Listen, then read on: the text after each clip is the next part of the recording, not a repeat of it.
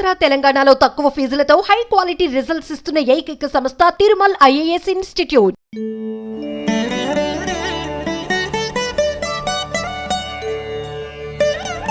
ఆడవాళ్ళు మగాళ్ళలాగా ప్రవర్తించడం, మగాళ్ళు ఆడవాళ్ళలాగా ప్రవర్తించడం కేతుదోషం. భగవంతుడు అంటే భక్తి లేకపోవడం, పెద్దలను అనుసరించకపోవడం, గురువులను ధిక్కరించడం. మా లెక్కలో 25 ఏళ్ళు దాటి మామూలుగా ప్రజలకి జనాలకి రాహు కేతు దోషం ఉంది అని కావచ్చు, కాలసర్ప దోషం ఉందని కావచ్చు, కుజ దోషం ఉందని. కుజ దోషం అంటే మామూలుగా జాతకం చూపించుకుంటే తెలిసిపోతుంది. మరి ఈ దోషాలు కాలసర్ప దోషమే కానీ రాహుకేతు దోషమే కానీ ఉంది అని ఎలా తెలుస్తుంది? మరి మామూలుగా జాతకాలం అనేటువంటిది మాత్రం ప్రతి వారికి ఉంటుంది కాబట్టి డేట్ ఆఫ్ బర్త్ని బట్టి మనం కానీ గుర్తుపెట్టుకున్నట్లయితే అది ఒక జ్యోతిష్యులు మాత్రం తెలియజేస్తారు.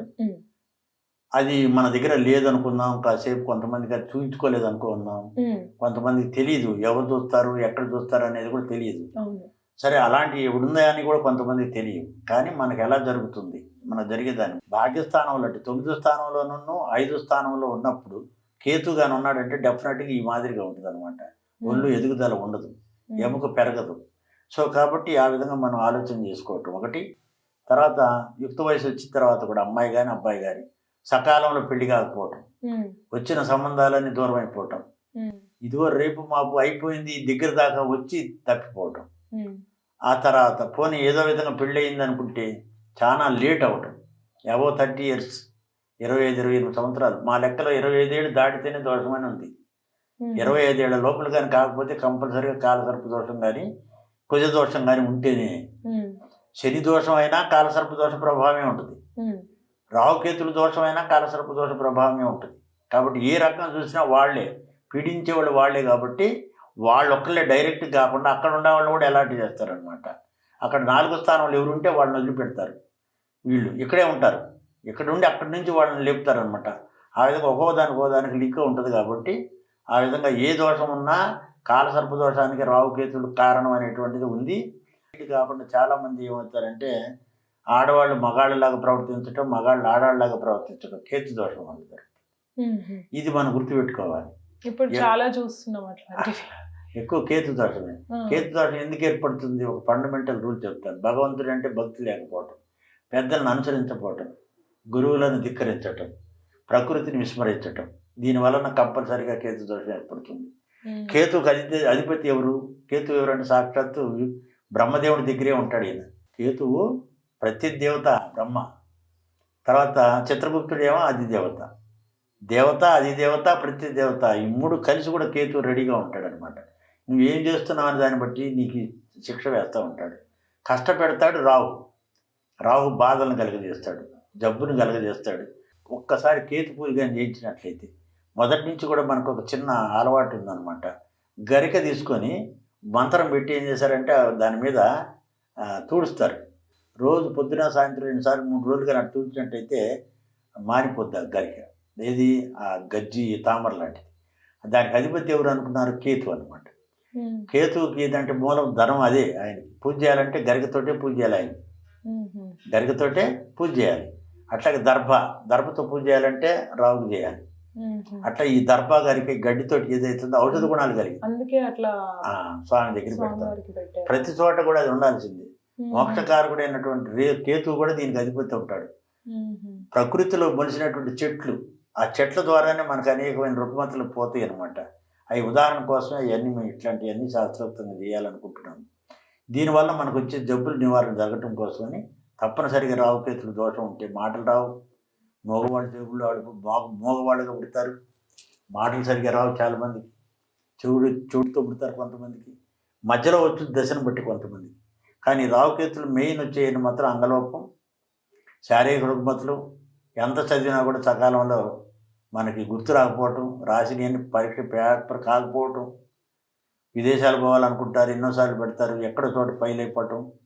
ఇట్లా ప్రతిదానికి ఇది అదని చెప్పడానికి లేదు. ప్రతిదానికి మనకి ఇబ్బందులు జరుగుతూ ఉంటాయి. కాబట్టి విధి విధానాలతో ఎవరైతే చేపిస్తారో అది ముఖ్యం. విధి విధానాలతో ఎక్కడ పడితే అక్కడ చేయకూడదు. ప్రతి వాళ్ళు ఉంటారు, చాలామంది మహావిద్యావంతులు ఉంటారు, విద్వాంసులు ఉంటారు. సహజంగా మీరు అనుకున్నట్టుగా చనిపోయిన మనిషిని ఎక్కడ పెట్టాలి? మనం శ్మశానాలు ఎక్కడ పెడితే అక్కడ పెడితే కుదురుద్దా? బాగా డబ్బు ఉండడు కదా ఇంట్లో పెట్టుకుంటామా? లేదు. బాగా ఉంది గుడి అని చెప్పి శివాలయం చేస్తామా? పెట్టలేమే. మరి ఎందుకు ఆయనకి అంటే ప్రత్యేకమైన వింగు కలిగిన గుడి కావాలి. ఈ గుడి అంత హంగు ఆర్పాటం అక్కర్లా, ఆయన పేరు మీద శిల ఉంటే చాలు. ఇది శిలాశాసనంగా ఉంది కాబట్టి ఇక్కడ కట్టడం జరిగింది. అది కూడా అంతే, అది స్వయంగా గెలిచినటువంటిది అది రావు. ఇది కూడా అట్లాగే. కాబట్టి నేనేమంటున్నా, ప్రత్యేకమైన ఆలయాలు ఎక్కడ ఉండలేవు, తక్కువ ఉంటాయి. అందులో ఇది ఒకటి. ఇక్కడ కూడా ప్రత్యేకమైన సమయంలో చేయాలి, ఇలాంటి వాళ్ళే చేయాలి. అయితే ఎలాంటి సమయాల్లో చేయాలి? మీరు ప్రత్యేకమైన సమయం అన్నారు కదా, అవును. మరి ఎలాంటి సమయాల్లో చేస్తారు? ప్రత్యేకమైన స్వామివారికి ఇప్పుడు ఎప్పుడైనా నిత్య పూజలు చేయాలనుకున్నప్పుడు మంగళవారం, శనివారం ప్రత్యేకంగా పూజలు చేస్తాం స్వామివారికి. 2 రోజులు. ఇది కాక రాహుకాలం అని వస్తుంది. రోజు రాహుకాలం 1:30 ఉంటుంది అనమాట. రోజు 1:30 అంటే రోజు ఒకే సమయంలో రాదు. ఆదివారం ఒక సమయం, 2 సోమవారం ఒక సమయం, ఇట్లా రకరకాలుగా వస్తుంది. ఆ 1:30 సమయంలో స్వామివారికి నివేదన చేయటం చాలా ఇంపార్టెంట్ అయింది. ఆ సమయంలో ఏం పూజ చేయగలుగుతాం? ఏమీ చేయలేము. సంకల్పం చెప్పి ఆయనకి ఇష్టమైనటువంటి యొక్క వస్తువులను అక్కడ పెట్టి కొబ్బరికాయ కొట్టి ఆయన మంత్రం ఒక 11 సార్లు చదివి దండం పెట్టుకొని పోయినా చాలు. అది చాలా గొప్పగా పనిచేస్తుంది. అట్లా వారం తిరగకముందే ఎంతలో పని అయినా జరుగుద్ది. రావుకాలం పాటించి చేయగలిగిన వ్యక్తులే. అందుకని ఏంటంటే సోమవారం నాడు ఎప్పుడైతే 7:30 నుంచి 9 దాకా వస్తుంది, అట్లా గంటన్నర మార్పులు వస్తాయి అన్నమాట. ఆ మార్పులు వచ్చినప్పుడు ఆ మార్పుల సమయంలోనే చేయాలి మనం. ఆ విధంగా సమయం తెలుసుకొని చేయాలి. ఒకటి అన్నిటికన్నా ముఖ్యంగా ఏంటంటే శనివారం మంగళవారమే కాకుండా స్వామి నక్షత్రాలు 3 ఉంటాయి. ఆరుద్ర, స్వాతి, శతభిషం, ఆశ్లేష. ఈ 4 నక్షత్రాలు రావుకి. కేతువుకు ఉంటాయి అశ్వని, మఖ, మూల. ఈ 3 నక్షత్రాలు. ఈ 4, 3, 7 నక్షత్రాలు అమావాస్య, పౌర్ణమి, నాగుల చవితి, నాగుల పంచమి, సుబ్రహ్మణ్య షష్ఠి. ఈ ప్రత్యేకమైనటువంటి పూజలు వీళ్ళకి. గ్రహణాల టైంలో కూడా, గ్రహణంలో సూర్యగ్రహణం, చంద్రగ్రహణం అప్పుడు ఇంకా ఎక్కువగా జపం చేసుకునే వాళ్ళు వస్తారు, తపస్సు చేసుకునే వాళ్ళు వస్తారు ఇక్కడికి. వచ్చేసి రాత్రిపూట 3 గంటల సమయం ఉంటుంది. ఆ 3 గంటలు స్వామి వదిలిపెట్టేదాకా కూడా ఈయన్నే పూజ చేస్తుంటారు. అన్ని గుళ్ళు మూసేసి ఉంటారు, ఈయన గుడి తెరిచి ఉంటుంది అప్పుడు. ఇప్పుడు 20 ఏళ్ళ నుంచి అదే మాదిరి చేస్తున్నాం ఇక్కడ. కాబట్టి రావుకు ప్రత్యేకమైన ఆలయం అని చెప్పుకోవచ్చు. ఇక్కడ విశాలమైనటువంటి స్థలం కూడా, చక్కగా కొండ ఎత్తుగా ఉంటుంది. అది మరి ఇక్కడ ఈ శాంతులు చేస్తాము అని అంటున్నారు. ఈ రాహుకేతు కావచ్చు, సర్ప కావచ్చు. మరి ఒకసారి చేస్తే సరిపోతుందా? అవును, మీరు అన్నది మంచిది. ఒకసారి చేస్తే బాగుంటుందా, 2 సార్లు చేస్తే బాగుంటుందా అనేది మీరు చెప్తున్నారు కదా. ఎవరైతే బాల్యంలో సర్పదోషం ఉంది అని అంటే 21 రోజు లోపు శాస్త్రోక్తంగా చేస్తే మాత్రం ఒకసారి చేస్తే చాలు, తర్వాత అక్కర్లేదు. ఒకవేళ కుజదోషం ఉందనుకోండి, 7 సంవత్సరాలు దాటిన తర్వాత ఒక్కసారి చేస్తే చాలు. అది ఎప్పుడు జబ్బు వచ్చినప్పుడు చేయకూడదు, ముందే తెలుసుకొని చేయించాలి. చేస్తే ఒక్కసారి చేస్తే చాలు. ఇప్పుడు ఎందుకంటే ముందే పెనాల్టీ కట్టేసి అయిపోయింది, ఇక నిన్ను పిలవరు. అదే నీకు వచ్చేదాకా ఉండి కానీ చేస్తే మాత్రం పెనాల్టీ ప్లస్ రానుపోయిన ఖర్చులు కూడా వేస్తాడు కదా. అది కాదు, ఇది కూడా అంతే. అప్పుడు ఏమవుతుందంటే మీరు ప్రతిసారి చేయించాల్సి వస్తుంది. ప్రతిసారి అంటే 7 సంవత్సరాలకు ఒకసారి. కుజ దోషం అయితే 7 సంవత్సరాలకు ఒకసారి, రావు దోషం అయితే 18 ఏళ్ళకి ఒకసారి. అప్పుడు దాన్ని ఎన్నిసార్లు చేయాలి? అప్పుడు 18 సంవత్సరాలు, 10 సంవత్సరాలు, 18 ఏళ్ళ దాకా ఒకటి చిన్నప్పుడు చేస్తే సరిపోద్ది. మళ్ళీ 18 ఏళ్ళకి ఒకసారి చేయాలి, మళ్ళీ 18 ఏళ్ళకి ఒకసారి. 2 తరాలు మారిపోతూ ఉంటాయి. అప్పుడు 18 ఏళ్ళ వరకు నువ్వు చిన్న టీనేజ్లో ఉంటావు. టీనేజ్ తర్వాత మళ్ళీ గృహస్థులు అవుతావు. గృహస్థుల్లోకి వస్తావు కాబట్టి అక్కడ 2వసారి. 3వసారి ఏంటంటే రుగ్మతలు లేకుండా మంచి జీవనం గడపడం కోసం 3 సార్లు చేయాల్సి వస్తుంది. జీవితకాలంలో 4 టైమ్స్ రావు చేయాలి. చిన్నప్పటి నుంచి 4 సార్లు పూజ చేయించాలి. ఎక్కడన్నా సరే 4 సార్లు చేసి విధి విధానాలతో స్వామివారికి ఇవ్వాల్సినటువంటి వస్తువులు కొన్ని ఉంటాయి, అవి దానాలు ధర్మాలు చేసుకొని అన్నదానాలు అవి చేసేసి ఎక్కడ స్వామివారి గుడి ఉంటే అక్కడ పోయి ఆయనకి చేయటం మంచిది. దానివల్ల నువ్వు పీడింపబడవు. సరే, అయితే మీరు అంటే వాళ్ళకున్న ప్రాబ్లంని బట్టి అది రాహుదా, కేతువుదా, కాలసర్పమా, కుజమా అనేది చూసుకొని వాళ్ళ వయస్సుని బట్టి జ్యోతిష్ని సంప్రదించి చేయించుకోవాలి. మరి అంటే కొన్ని ప్రత్యేకమైన నక్షత్రాల టైంలోనే చేస్తాము అని అంటున్నారు కదా. మరి మీరు ఇక్కడ అలాగే నక్షత్రాల టైంని పాటించి వచ్చిన వాళ్ళకి చేస్తారా? ఎలా సంప్రదించాలి మిమ్మల్ని? ఇప్పుడు వరకు జరుగుతుంది అదేమ్మా. మేము ఇప్పుడు వరకు కూడా ఎప్పుడు కూడా ఆ రోజు తప్ప వేరే చేయలేదు. మామూలుగా నిత్య పూజలు మేమే చేస్తాం అంతే. ప్రత్యేక పూజలు ఎవరికి చేయం. ఉమ్, ప్రత్యేక పూజ చేయాలంటే ఆరుద్ర, స్వాతి, శతభిషం, అశ్విని, మఖ, మూల, అశ్లీష లేదా అమావాస్య, పున్నమి ఈ రోజుల్లో వాళ్ళు వచ్చినప్పుడు వాళ్ళకి 3 గంటల సేపు పూజ ఉంటుంది, ఉమ్, హోమాలు ఉంటాయి. అన్ని నవగ్రహాలకి ముందు గణపతి పూజ, రావు పూజ, నాగదేవత పూజ, కేతు పూజ, నవగ్రహాల పూజ, పాలతోటి పంచామృత అభిషేకం. మరి ఈ పూజలు చేయించాలి అంటే మీరు చెప్పారు ఒక నక్షత్రాలు స్వామివారికి రాహుకి కావచ్చు కేతువుకి కావచ్చు ప్రత్యేకమైన నక్షత్రాల టైంలోనే చేయాలి అని. మరి మిమ్మల్ని ఎలా సంప్రదించాలి? ఆ నక్షత్రాలు అవి ఎలా తెలియాలి? ఇప్పుడు మీరు ఏ విధంగా అయినా సరే మీకు ఏదైనా ప్రాబ్లం ఉంది అని ఇప్పుడు నేను ఏదైతే ముందు మీకు చెప్పాను, ఏ ఇంట్లో అయితే 3 అమ్మాయిలు పుడతారో 3 అబ్బాయిలు పుడతారో వాళ్ళ పేర్లు ఎవరి పేర్లు అయితే సాచ, నామ అనే అక్షరాలతో మొదలవుతాయో అవన్నీ మీరు గుర్తుపెట్టుకోండి. ఉమ్, మీకు జరుగుతున్న ఇబ్బందులు ఏ గుర్తుపెట్టుకోండి. ఉమ్, అలాంటి జరిగినప్పుడు మీరు ఏం చేస్తారు, డైరెక్ట్ మాకు ఫోన్ చేయండి. మాకు ఫోన్ చేసేటప్పుడు మీ డేట్ ఆఫ్ బర్త్, టైం, పుట్టిన ప్లేస్, సమయం, మీ పేరు, ఈ 4 ఐటమ్స్ నాకు ఇస్తే మీకు ఏం జబ్బు జరుగుతుంది, అక్కడ ఏం జరుగుతుంది అనేది మేము చెప్పేస్తాం. చెప్పిన దాన్ని బట్టి మీకు ఏ పూజ ఎప్పుడు చేయాలి. ఇక్కడ రోజు చెయ్యము, నెలలో మొత్తం జరిగేది 6-7 పూజల కంటే ఎక్కువ జరగవు. మిగతా అన్ని రోజులు ఖాళీగానే ఉంటుంది. కావాలంటే దర్శించుకోవడానికి రావచ్చు పోవచ్చు, కానీ పూజలు మాత్రం జరగవు. కాబట్టి మీరు ముందుగా నాకు మీ date of birth, time, place ఇచ్చినట్లయితే చెప్తాము. తర్వాత ఎప్పుడు రావాలి మేము తెలియజేస్తాము. ఆ సమయంలో మీరు రావచ్చు, చేసుకోవచ్చు. దానికి కావాల్సినటువంటి ఏమిటో మేము చెప్తాం. ఒకవేళ మీరు మీ పంతులు గారు మీ దగ్గరలో ఉండేటువంటి ఆస్థానాలు ఎవరైనా సరే, గురువుగారు కావచ్చు, ఎక్కడైనా మీకు తెలిసిన ఆయన పెద్ద ఆయన ఎవరైనా ఉన్నప్పుడు కానీ చూస్తే వాళ్ళు చెప్పేస్తారు మీకు కాల సర్పదోషం ఉంది, కుజ దోషం ఉంది, శని దోషం ఉంది, లేదా లగ్న దోషం, లేకపోతే బాతృ దోషం ఉంటుంది. ఇలాంటి దోషాలు ఏదైనా ఉండి మీరు ఐడెంటిఫై చేసినట్లయితే మీరు డైరెక్ట్గా మాకు ఫోన్ చేసేసి అయ్యా మాకు ఇలా ఉంది, మేము రావాలనుకుంటున్నాం అని అంటే దానికి టైం అది మేము ఇస్తాం. లేదా మీకు ఏదైనా ప్రాబ్లం ఉందనుకోండి, డైరెక్ట్గా నాకు కానీ మీరు మీ డీటెయిల్స్ ఇచ్చినట్లయితే మీకు జరుగుతున్నటువంటి ఇబ్బంది అయితే నేను చెప్తాను. దానికి ఏమేం చేసుకోవాలనే దాని గురించి కూడా మేము చెప్పేస్తాం. అయితే మరి ఇక్కడికి రావాలి అనుకునే వాళ్ళు ఎలా రావాలి? లొకేషన్ ఏంటి? ఇక్కడ రావాలనే వాళ్ళు ఏంటంటే ఇప్పుడు తెలంగాణలో ఇది నిజామాబాద్, హైదరాబాద్ నుంచి మనకి ట్రైన్ అయితే 4 గంటలు పడుతుంది. బస్సులో కూడా 4 గంటలు 3 గంటలు పట్టవచ్చు. తొందరగా వస్తే కారులో 3 గంటలు వస్తుంది. వచ్చిన తర్వాత నైరుతిలో అంటే నిజామాబాద్లో నైరుతి భాగంలో ఇది నాగారం అనే ఒక చిన్న ఏరియా. ఇది కూడా వార్డు 11వ వార్డు. ఇది అంటే సిటీ కింద లెక్క. 11వ వార్డు బస్ స్టాండ్ నుంచి కరెక్ట్గా మనకి 8 కిలోమీటర్లు వస్తుంది. 8 కిలోమీటర్లో మా గుడి దగ్గర ఉంటుంది. మనకు మీరు రూట్ మ్యాప్లో రావచ్చు. అట్లాగే ఎవరు అడిగినా చెప్తారు. మానసాదేవి అని కానీ రాహు కేతువుల ఆలయం అని అడిగినా కూడా చెప్తారు. నాగారం కొండ మీద నిజామాబాద్లోనే ఉంటుంది, తెలంగాణలో ఉంది. అంటే ఇక్కడ మీరు బై ట్రైన్ వచ్చినా బై బస్ వచ్చినా లొకేషన్ పెట్టుకుంటే వచ్చేయచ్చు. లేదా మీరు ప్రైవేట్ వెహికల్లో వస్తే కనుక లొకేషన్లో పెట్టుకొని వచ్చేసేయచ్చు. రాహు కేతు మానసాదేవి ఆలయం అని చూసుకుంటే సరిపోతుంది. సో మీకు నావిగేషన్ ఎగ్జాక్ట్గా ఇక్కడికి తీసుకొచ్చి చూపిస్తుంది. అంటే మీరు చెప్పిన ప్రకారంగా ఇక్కడికి రాహు కేతు గ్రస్తులైతేనే మీరు పూజ చేయిస్తారు. మిగతా వాళ్ళకి అవసరం లేదా? మిగతా వాళ్ళకి అవసరం లేదండి. ఎందుకు అనవసరంగా దాని గురించి చేసుకోవటం? ఇప్పుడు ఏదన్నా మన ఆత్మీయుడు కానీ మన వాళ్ళు కానీ బంధువులు కానీ ఎవరైనా చనిపోతే శ్మశానానికి వెళ్తాం, కానీ ఎప్పుడు శ్మశానానికి వెళ్తామా మనం?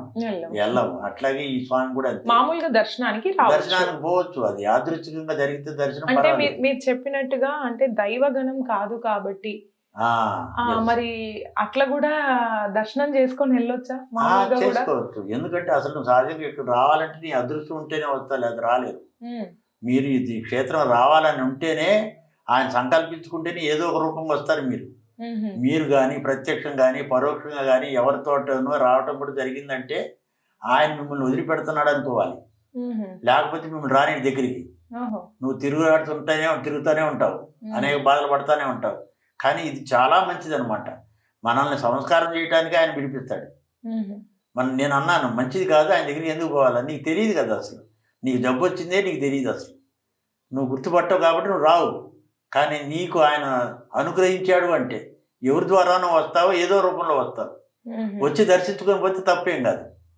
ఇప్పుడు సహజంగా మనం పోతున్నాము, కావాలని మన శ్మశానం ఇంకా పోము, కానీ మన ఎదురుగా ఒక శవం అడ్డం వస్తుంది. అప్పుడు మనం ఏం చేస్తాం? నమస్కారం. అదే ఇది నేననేది. అట్లా ఆ విధంగా మనం ఆలోచించాలి. స్వామి చాలా కరుణ కలిగిన స్వామి, చాలా గొప్పగా పనిచేస్తాడు, లైఫ్లు మార్చే విధానం కలిగిన స్వామి. కాబట్టి ఆయనకు మంత్రోక్తంగా కానీ మనం వేదోక్తంగా చేసినట్లయితే అనేకమైన రుగ్మతులు మనకు పోతాయి, అనేక పనులు అవుతుంటాయి. అంటే ఇదండి, ఇది ప్రత్యేకంగా సర్పాకారంలో వెలిసిన కొండ. సాక్షాత్తు 5 పడగలతో సర్పాకారంలో ఉన్న కొండ మీద కట్టిండ్రు కాబట్టి ఈ క్షేత్రానికి ఇంతటి మహత్వం అని గురువుగారు చెప్తున్నారు. మీకు ఎలాంటి సమస్యలున్నా గురువుగారిని సంప్రదించవచ్చు, మీ సమస్యలకి సమాధానం పొందొచ్చు. మనకి చాలా వరకు ఎక్కడెక్కడనో దూరాన మనకి ఈ క్షేత్రం ఉంది. అంటే కొంతవరకు సర్పదోషం అనగానే మనకి గురువుగారు చెప్పినట్టు కుంభకోణంలోకి వెళ్తారు, లేదా కాళహస్తికి వెళ్తారు. కానీ కుంభకోణంలో మాత్రమే ప్రత్యేకమైన ఆలయం ఉంది. అండ్ అక్కడ తర్వాత 2వ స్థానం ఇక్కడే ఉంది అని చెప్తున్నారు. ఎందుకు ఇక్కడ మరి విగ్రహాలను స్థాపించారు అని నేను అడిగాను. మరి ఎక్కడ విగ్రహాలు లేవు, ఎక్కడ మెయిన్గా ఆలయం రాహుకి కానీ కేతువుకి కానీ కట్టే సాహసమే చెయ్యరు అసలు. మరి ఎందుకు ఇక్కడ కట్టాల్సి వచ్చింది అంటే తను చెప్పింది అదే అన్నమాట. నాకు స్వామివారు ఎప్పుడు కనిపిస్తూ ఉండేవారు. అయితే ఎప్పుడైతే నేను ఇక్కడికి ఈ ప్రాంతానికి వచ్చానో అప్పటి నుంచి నాకు సిమ్టమ్ పాజిటివ్గా కనిపించింది. అలా కనిపించడం వల్లనే నేను ఇక్కడికి రాగలిగాను. ఈ కొండని చూడడం, ఈ కొండను చూడంగానే నాకు ఆర్టిస్టిక్గా నాకు రాహుకు కేతువుకు సంబంధించిన స్ఫూర్తి కలగడం జరిగింది అని చెప్తున్నాడు. ఆ స్ఫూర్తి వల్లనే ఇదే కొండపైన ఇక్కడే స్వామివారు 5 పడగలతో యాక్చువల్గా న్యాచురల్గా కనిపించారు. అందుకని ఇక్కడ రాహు కేతువు విగ్రహాన్ని స్థాపించడం జరిగింది. మీరందరూ మీ బాధల నుంచి విముక్తి పొందాలి అనుకుంటే ఖచ్చితంగా శాస్త్రయుక్తంగా మంత్రయుక్తంగా పద్ధతిగా పూజని జరిపించుకుంటే మళ్ళీ జరిపించే అవసరం ఉండదు. సాధారణంగా గురువుగారు చెప్పినట్టు 7 సంవత్సరాలకో 18 సంవత్సరాలకో అంటే చెప్తారు కదా ఏలినాటి శని, అంటే రాహు కేతువు ఉంటే శని ప్రభావం ఉన్నట్టే. సో వీటన్నింటికి నివారణ పొందాలి అంటే మీరు ఖచ్చితంగా ఇక్కడికి ఒక్కసారి రండి, ఈ క్షేత్రం మహిమను చూడండి. అండ్ ఇంకొకటి కూడా చెప్పారండి, ఖచ్చితంగా మనం అనుకున్న వెంటనే రాలేము. మన పద్ధతి మన పని మనల్ని ఆపుతుంటుంది, అది పోస్ట్పోన్ అవుతూ ఉంటుంది. స్వామివారి అనుగ్రహం ఉన్నప్పుడు మాత్రమే మీరు ఇక్కడికి రాగలరు.